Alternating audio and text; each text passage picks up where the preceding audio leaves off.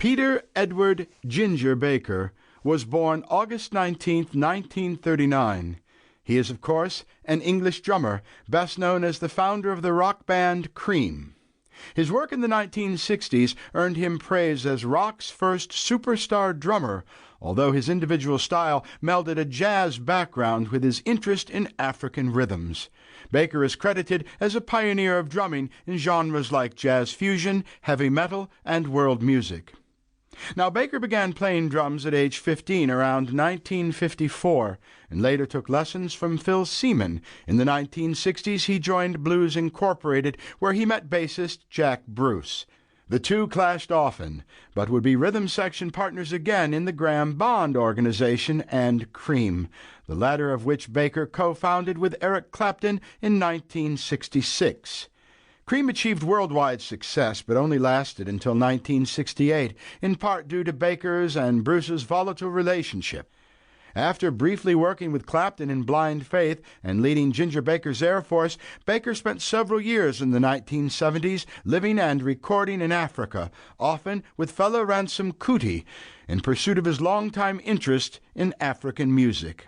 Among Baker's other collaborations are his work with Gary Moore, Masters of Reality, Public Image Limited, Atomic Rooster, Bill Laswell, jazz bassist Charlie Hayden, and another personality-led effort, Ginger Baker's Energy.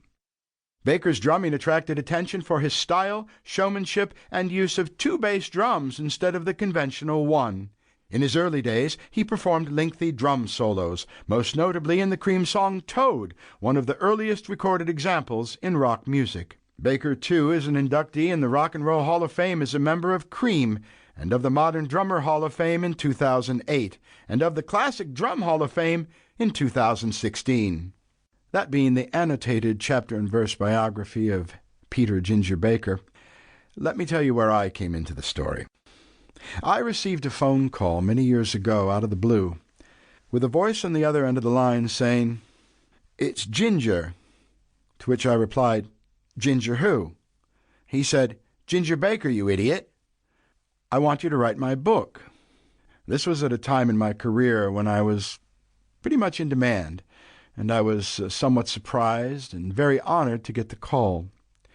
We then met up with Mr. Baker in California at his home with many dogs, horses, and a lovely wife, followed by meetings in New York at the offices of Jim Fitzgerald at St. Martin's Press.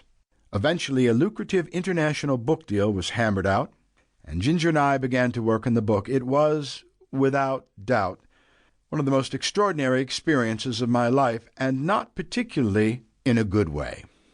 I worked on the book very hard, and as much as Ginger said he liked it on Monday, he loathed it on Tuesday, lukewarm on Wednesday, wanted to fire me on Thursday, and loved it again on Friday.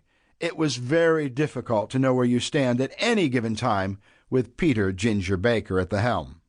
In putting together the book, we headed into Mark Studios in Clarence, New York, near my home in Lockport, where we did a marathon of about 2 weeks of extensive and intimate interviews with the legendary drummer.